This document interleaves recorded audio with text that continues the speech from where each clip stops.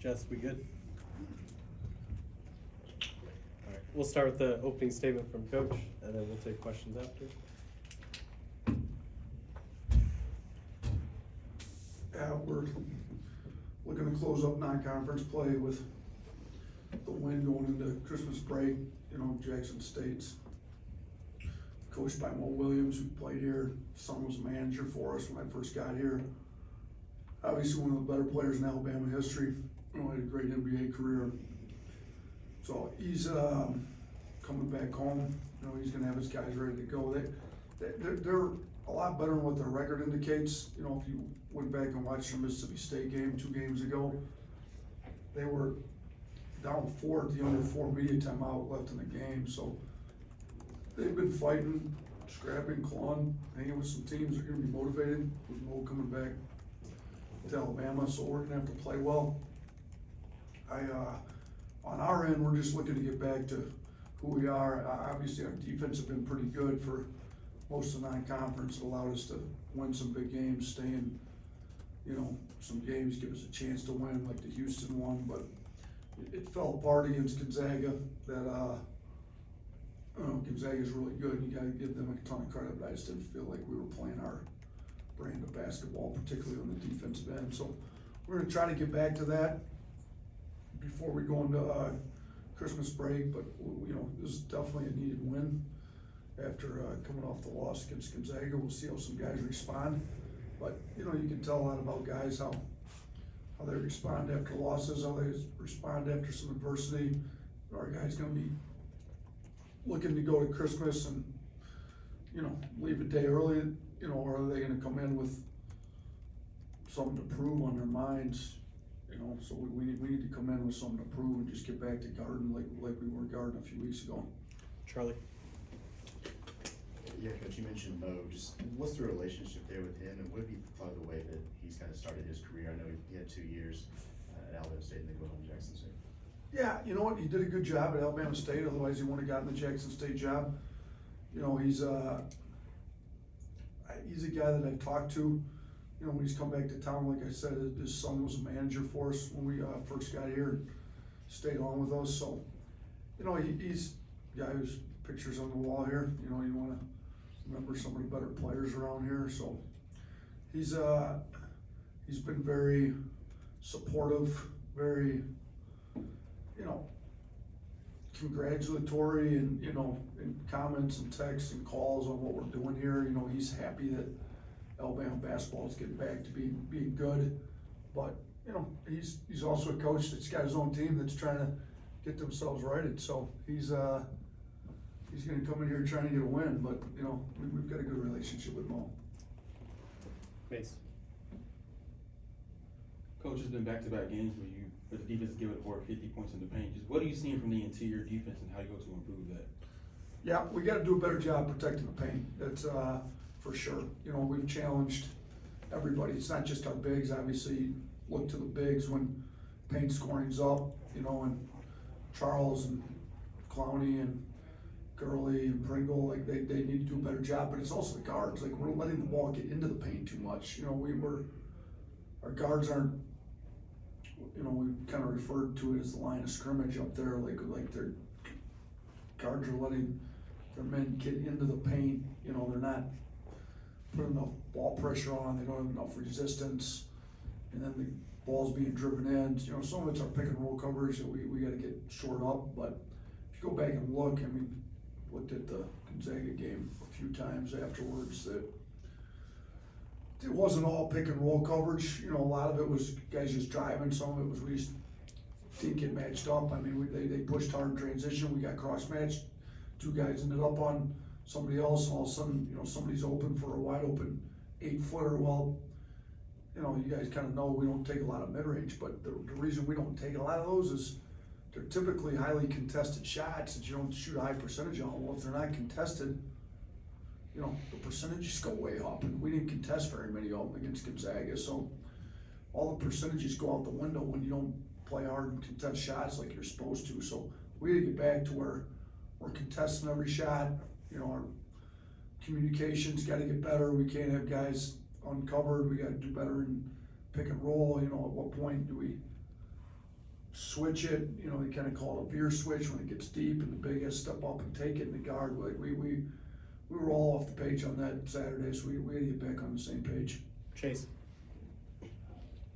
This question is really similar to the last one, but I was gonna ask you about the mileage that Gonzaga got offensively out of the little 8-foot floater in the lane.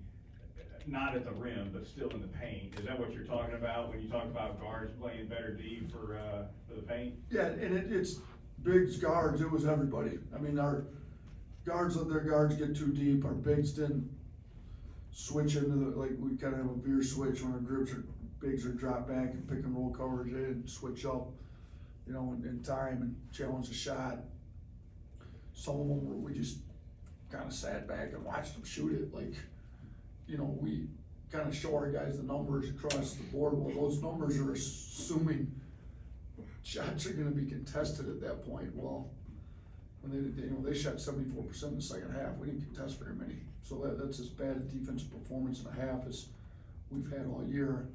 So, yeah, we're, you know, we've gotta do it, and the other thing is, like, you know, people talk, we charted at the rim twos, threes, non-rim twos, well, non-rim twos, if it's uncontested from 6 to 8 feet away, that's not that difficult of a shot to make. You know, like, contested pull-ups from 18, 16 feet, whatever, those are much different shots than uncontested 6 to 8 footers.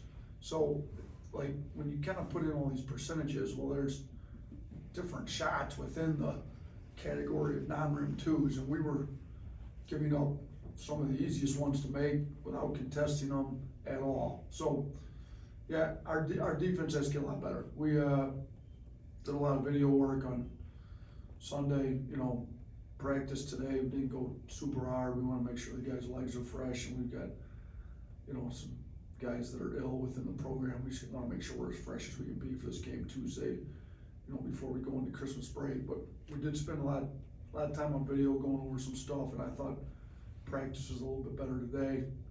I think we played a little harder, you know, we need to play a lot harder in the game on Tuesday as well, make sure that all those shots are contested. If they're uncontested shots, it's a good shot for the offense, and it's a bad shot for us to give up. Katie.